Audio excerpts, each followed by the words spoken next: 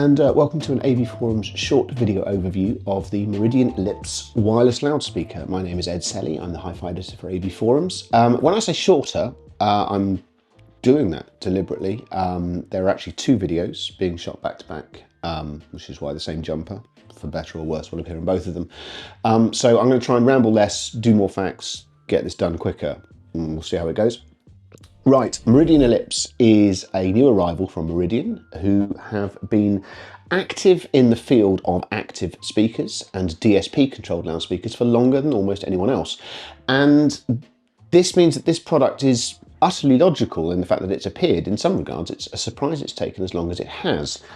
The Ellipse is £1,900, and that feels like quite a lot. It's significantly more than more ornate-looking competition from Name, Sonus Faber, etc., etc. So it has its work cut out, but the omens are pretty good. It's built around a 3-driver setup. It's the sort of hybridized stereo approach that we've seen in a few products. There are a pair of 90mm drivers on either side. These actually function in stereo, and they do so from about 180Hz upwards.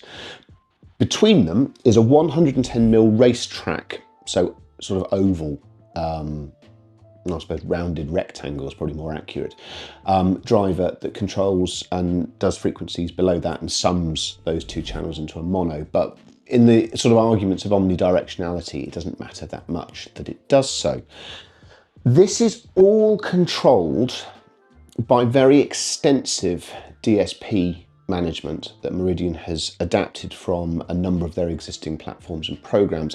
So as well as your bass and your treble, you'll find things like bass and space and elevation and more unusual features than you might find in sort of more conventional products of this nature. You can also tell it on what sort of surface it's placed and how close it is to walls, which is something of a given. The most interesting thing about all of this, though, is that you can turn absolutely all of it off. Now, just so we're clear, I don't think you'll want to listen to this product for very long with it all switched off. What it does is that you can start from a position of no processing, which no other product of this nature I've ever tested allows you to do, and then add DSP to shape how you want the speaker to work in your environment. It's the equivalent of being able to turn the traction control off and all the driver aids off in a car, see how close you get to dying, and then apply them in a linear way to mean that you can still have fun, but you'll come out the other end of it the right way up. Obviously the stakes are a bit lower with a speaker, but the principle is the same. I've not encountered another device that does it this way. Having used it this way, it does make many of its competitors feel extremely restrictive. You don't really know, what am I listening to, how much augmentation of the sound is taking place. With the Meridian, you have a really good understanding of that because that's how it functions. There's 80 watts of power in total. This doesn't sound that high compared to a number of competitors, but I can assure you, after some testing with the product, it is more than sufficient. This is then made available to a streaming module. It's capable of handling 24192 PCM. There's no DSD support, but I don't believe that's particularly important on a product of this nature. There's AirPlay, Chromecast, and Bluetooth. And then there are some additional inputs. You can use this as a USB DAC for a PC or Mac. There is also a combined analog and optical connection on a 3.5mm jack. What there isn't is an HDMI ARC connector. And that strikes me as something of an own goal. I simply don't understand why this product doesn't have it. It's even more important to question that when you take into account that whilst this product has an app, and it has a very good app, it also has some controls on the top panel which light up, and I've got video segments showing just that. There's no standard remote control. So if you're using optical with a television, you either have to have your phone open all the time, which is suboptimal, or you have to keep going up and changing it. HDMI ARC would have completely and utterly mitigated this. Now, you can buy a remote control for this, but I'm afraid it's 300 quid, which on top of £1,900 feels pretty toppy, let's be honest here. For people watching this video who are not planning on using the Meridian with a screen, all of this is an irrelevance. The control points it has are more than good enough for those points.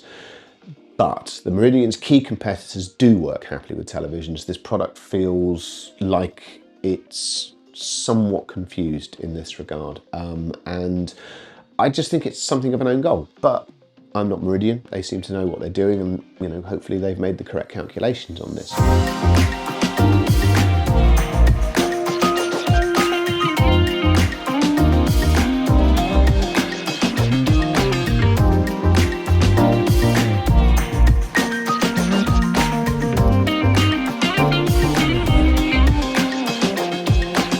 As regular viewers of the site will know, I've tested most of these sort of luxury 2-channel wireless speakers, and this one does sound absolutely phenomenal. I cannot easily comprehend how a sealed box that size can be made to sound the way that it does, and the words "can be made" are really important. We go back to that DSP control. The most interesting thing you can do with this is start flat, everything switched off, and just run through the settings until you've got it working how you want it to sound. And once it's dialed in, you can reflect in the fact that some of the things it was doing fundamentally correctly with no processing involved.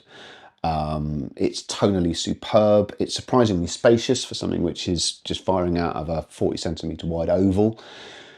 None of these things are impinged upon as you start to add the processing. Really, it just continues to do all the things it was doing well, albeit in a slightly constrained way with no processing.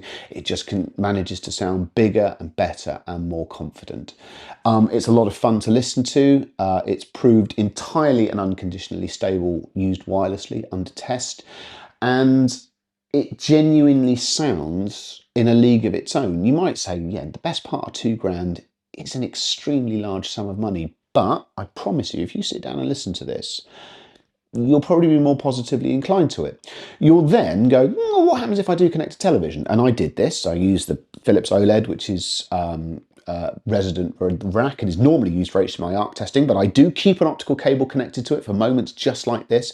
I watched an episode of Reacher on Amazon, and sonically, this is every bit as good for TV use as it is for music. It's a big, room-filling sort of sound where there's decent object and human placement. It locks dialogue to the screen. But all of the time I was doing this, I had to have the app open to adjust the volume, and it just felt half-hearted.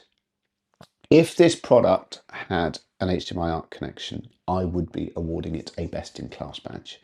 It doesn't, so I'm left with the slightly awkward conclusion that I have the best sounding wireless loudspeaker I've ever tested, and it's just not, certainly for an AV Forums perspective, where we do place as much emphasis on video as we do sound, it's not one that I can say, this is as good as it gets, because it's not, and it could be.